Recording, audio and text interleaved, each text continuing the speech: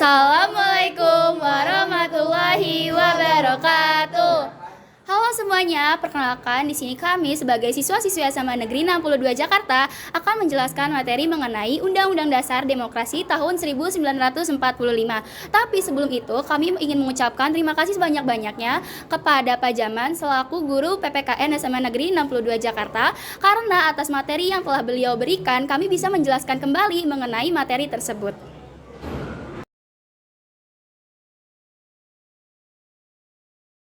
Demokrasi Pancasila adalah sistem pemerintahan yang berlandaskan pada nilai-nilai Pancasila dan UUD 1945, di mana kekuasaan tertinggi berada di tangan rakyat, namun dijalankan dengan asas musyawarah, keadilan sosial, dan penghormatan terhadap hak asasi manusia. Demokrasi ini tidak hanya menekankan pada suara terbanyak, tetapi juga menjunjung tinggi nilai moral kemanusiaan dan persatuan. Dasar Hukum Demokrasi UUD 1945. Yang pertama, pembukaan UUD 1945 alinea keempat. Maka disusunlah kemerdekaan kebangsaan Indonesia itu dalam suatu undang-undang dasar negara Indonesia yang terbentuk dalam suatu susunan negara Republik Indonesia yang berkedaulatan rakyat. Nah, maknanya menegaskan bahwa di Indonesia menganut prinsip dasar sistem pemerintahan demokrasi.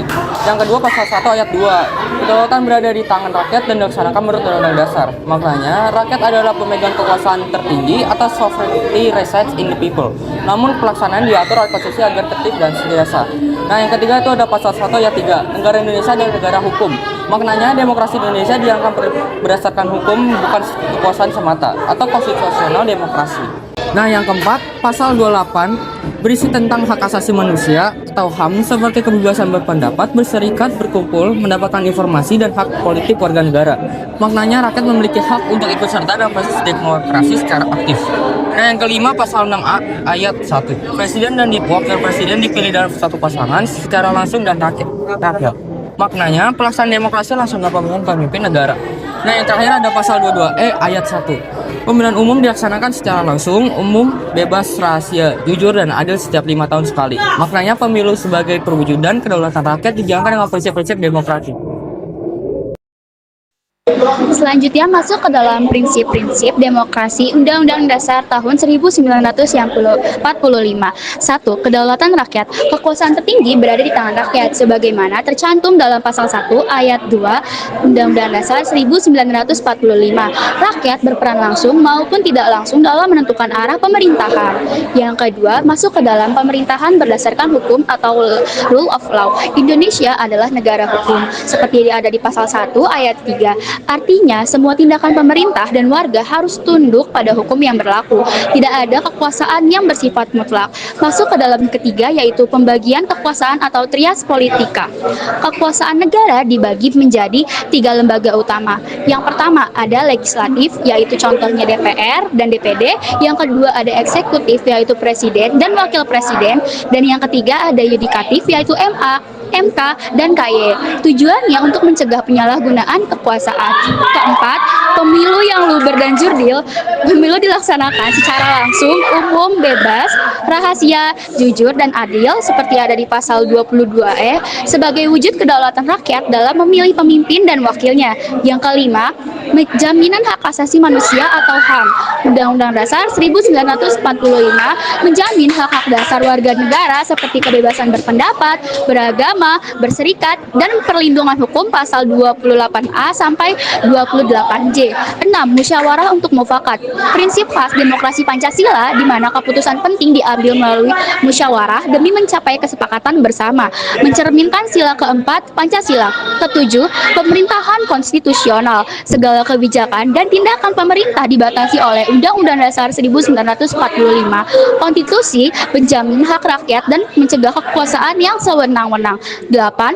Partisipasi aktif rakyat. Rakyat terlibat aktif dalam kehidupan berbangsa, seperti ikut pemilu, menyampaikan aspirasi, dan mengawasi jalannya pemerintahan. Lembaga-lembaga demokrasi. Yang pertama, lembaga legislatif. Lembaga legislatif memiliki fungsi utama dalam merumuskan, membahas, dan menetapkan undang-undang serta melakukan pengawasan terhadap jalannya pemerintah. Yang kedua, lembaga eksekutif. Lembaga eksekutif bertanggung jawab untuk menjalankan undang-undang dan kebijakan yang telah ditetapkan oleh lembaga legislatif. Yang ketiga, Lembaga yudikatif penegakan hukum pengadilan. Lembaga yudikatif memiliki kekuasaan kehakiman yang independen untuk menyelenggarakan peradilan guna untuk menegakkan hukum dan keadilan.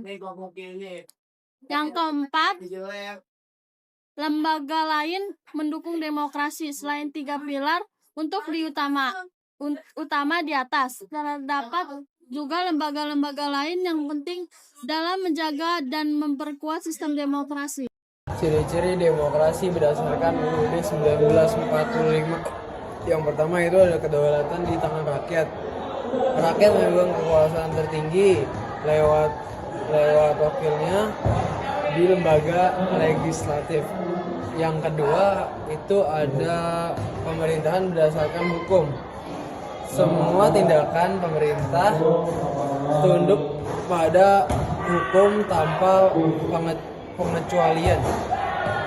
Yang ketiga itu ada jaminan HAM.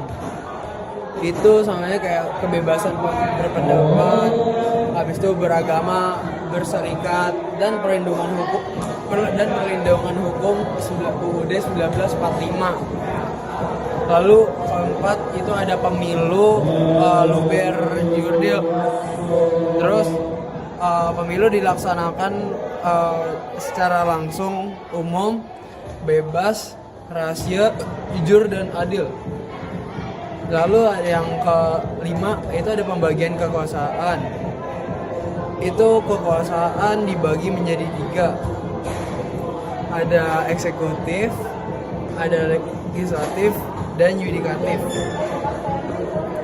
Terus yang keenam itu ada sistem perwakilan rakyat, atau bisa kita tahu itu sebagai DPR. DPR itu adalah rakyat yang diwakili dalam pemerintahan melalui DPR dan DPRD. Yang terakhir itu ada musyawarah untuk mufakat. Keputusan diambil dengan diskusi bersama, bukan hanya berdasarkan suara terbanyak. Tujuan demokrasi Pancasila. Tujuan demokrasi Pancasila adalah menciptakan kehidupan berbangsa dan bernegara yang adil, makmur, dan beradab berdasarkan nilai-nilai luhur Pancasila. Demokrasi ini bertujuan untuk, yang pertama, untuk mewujudkan keadilan sosial bagi seluruh rakyat Indonesia. Yang kedua, menjamin kebebasan rakyat secara bertanggung jawab. Yang ketiga, menegakkan supremasi hukum. Yang keempat, membangun pemerintah yang bersih dan berpihak pada rakyat. Yang kelima, menjaga persatuan dan kesatuan musyawarah. Kesimpulan, demokrasi berdasarkan UUD 1945 adalah sistem yang mengedepankan kedaulatan rakyat dalam kerangka nilai-nilai Pancasila.